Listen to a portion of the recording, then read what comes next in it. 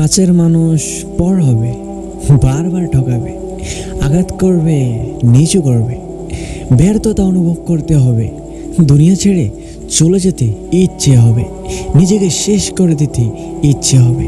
কিন্তু মনে রাখবেন, আল্লাহ বলেন নিশ্চয় কষ্টের পর রয়েছে স্বস্তি, শুধু ধৈর্য ধারণ করুন। খারাপ দিন যেহেতু আল্লাহ দিয়েছেন, ভালো দিনও আল্লাহ দিবেন ইনশাআল্লাহ। শুধু আল্লাহর উপর বিশ্বাস রাখুন। তো আজকের মতো ভিডিওটি এই পর্যন্ত। সবাই ভালো থাকবেন, আর ভিডিওটি ভালো লাগলে এখন একটি লাইক করে দিন।